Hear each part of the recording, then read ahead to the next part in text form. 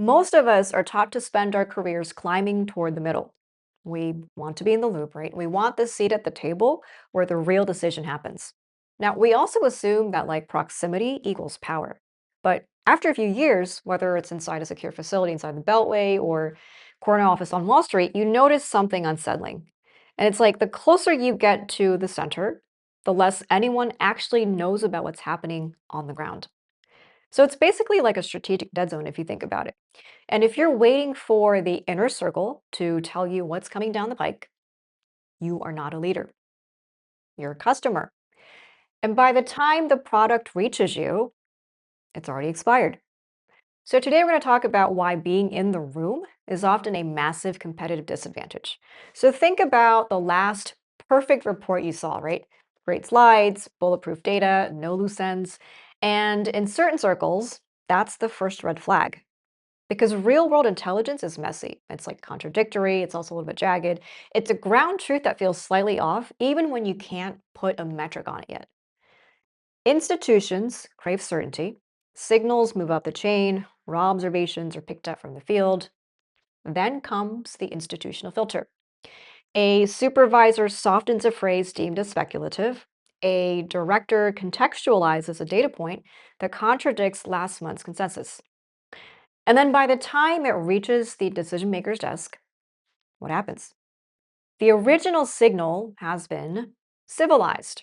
There's no lies, just polished, legible, safe to handle information.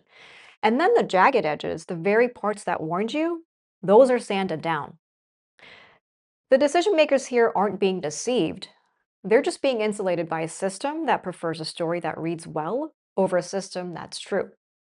And by the time the signal hits the top floor, it's no longer a tool for navigation. It just becomes a document for validation, right?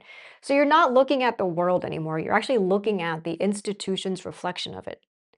What's dangerous here is that no one inside experiences this as failure. So from the inside, it actually feels like professionalism.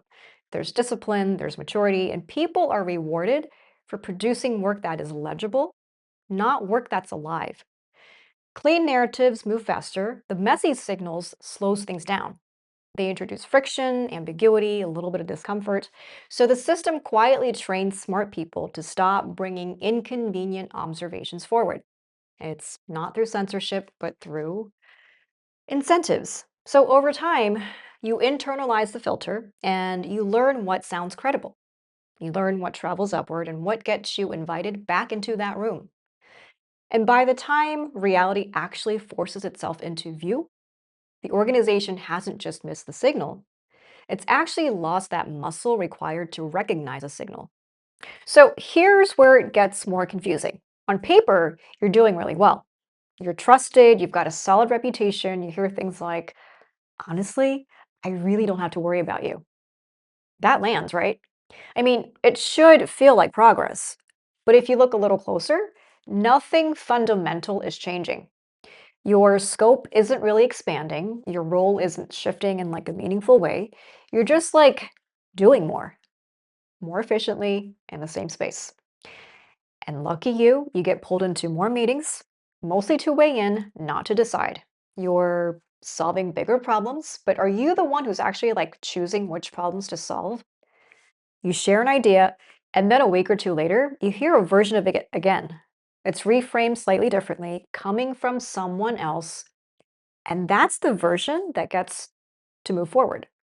Now, the funny thing is, you don't even react the way you used to. You just sort of notice it. And that's where the distinction starts to become pretty clear. Recognition is increasing, growth is not. So, the funny thing about doing an exceptional job on a project is that nobody actually gives you a moment to breathe. Instead, you usually just get handed the unresolved baggage of the person sitting next to you, right? This is an almost invisible transaction that happens every single day. You save a volatile account that 3 other directors managed to completely misread, and by Thursday morning, your reward? A calendar invite to clean up an entirely different mess in the company's European market. There's no formal reallocation of resources here either. Just that polite, slightly desperate knock on your glass door. Hey, I know you're slammed, but you're literally the only person who can smooth this over. It's a masterpiece of psychological theater. You get a temporary hit of validation, and in exchange, the organization gets free insurance against its own bad design. We should probably call it what it actually is: the competence tax. The corporate narrative loves to paint reliability as a foundational virtue. They look at you during annual reviews and talk about leadership pipelines and carrying the flag, right? Sound familiar? But the physics, right? The physics of the room are a lot more primitive than the handbook suggests. An enterprise is a fluid system, right? It naturally directs the weight towards the point of least resistance.